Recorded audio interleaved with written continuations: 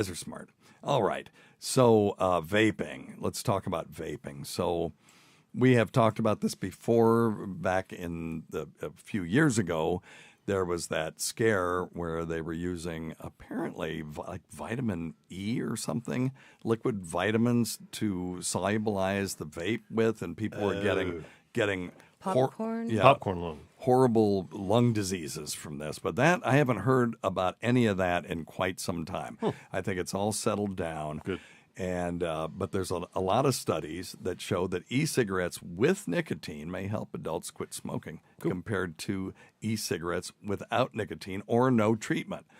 We still don't know what the health effects of e-cigarettes are long term, but we believe that they are less dangerous than smoking. Smoking, you get carbon monoxide, you get tar. Tar is what causes the cancer. The nicotine promotes the cancer and also is a vasoconstrictor, so it promotes heart attack and stroke. But if you're just getting the nicotine with the goal of getting off of it. So Rich Voss, our friend, which, by the way, gave me a really good joke for my roast that I used. It's on our YouTube channel, I think. I'll put it up there at some point. I know it's in our Patreon channel. The Roast of the Dabbleverse. I recorded mine remotely, but Voss gave me a good joke about Shuli. I'll tell it now. It said Shuli Agar, a comedian, is at war with Kevin Brennan. Who was the other one? Oh, Kevin Brennan, Patrick Melton, and Stevie Liu. And I said, even Netanyahu told him to slow it down. So anyway, I delivered it much better that day, you know. Anyway, so the e-cigarettes, pretty good.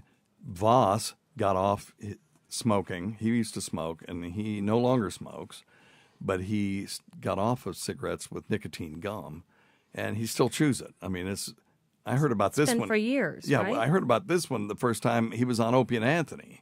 That was like 2005. So yeah, it's been decades now that he still does the nicotine gum. So that's still safer than smoking, and that's probably safer than vaping. But there's still nicotine in it, and if it still constricts the blood vessels and is a tumor promoter. You know, I have a lot of patients in my practice that say, well, now I have stage 4 cancer. Why should I quit smoking now? And it's like, well, if they are terminally, close to the end, it's like, well, I'm not going to take anything away from you that you enjoy. Right on. But if they are engaging in treatment, then there is a reason to stop smoking. And it's because nicotine promotes an enzyme called protein kinase C. And protein kinase C is activated by nicotine, and protein kinase C promotes tumor growth. So in a lot of tumors. So there is a reason to smoke, and you feel better too. All right. Yep. All right. FDA has approved medication to help people quit smoking. They're mostly safe and effective.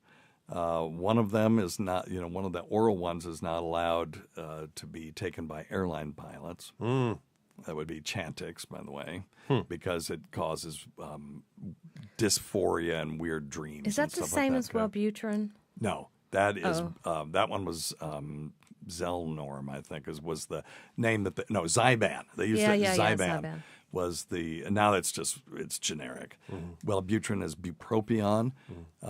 It worked wonders for me. Well, I was just looking for a pill. Yeah. I could quit smoking for 6 weeks, 12 weeks, even a year, but I'd always start back up again, and I just needed a pill to help me. I think some of it was psychological. Yeah, get over the hump. But that I started taking bupropion back with the day it came out, and I never looked back, and I haven't smoked since. And that was over 25 years ago, I think. So there you go. Whatever it takes. But if you want to quit smoking and not vape, then Scott was a tobacco addict, but he dipped, he'd slip a little twixt cheek and gum, don't Right you know? on, right on. But I would quit and counsel people if they don't want to take a pill or they don't want to do patches or all that stuff, rather than to quit by number.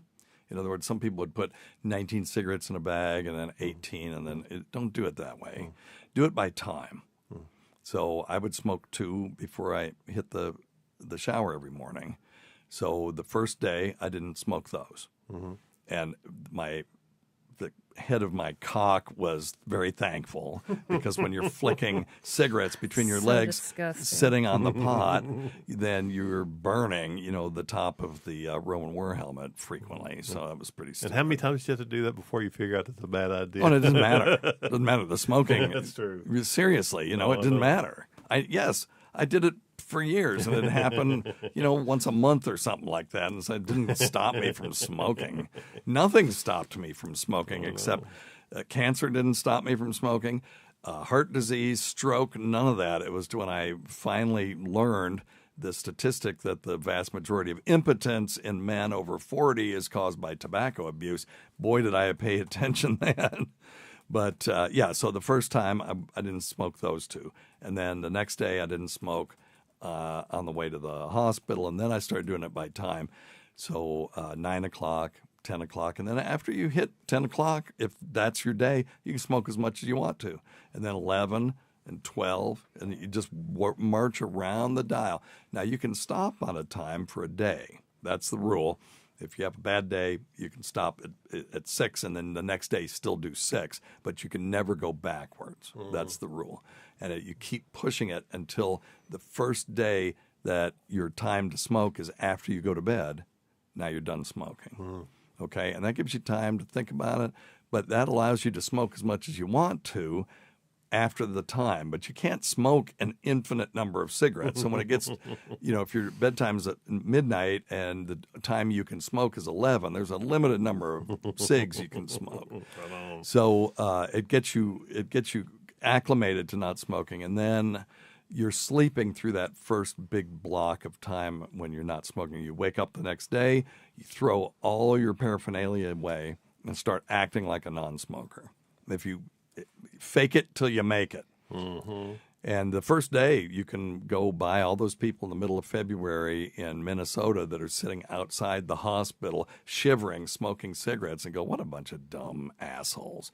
And that used to be you yesterday, but it isn't today, so you can feel superior to them right now. It's and also think of all the I don't want to, the tobacco big wigs in Durham, North Carolina, who go, ooh, yeah. Every time you buy a pack of cigarettes, we got them to get another one. Yep. Right? Yep. We got them now. Hooked them. Yep.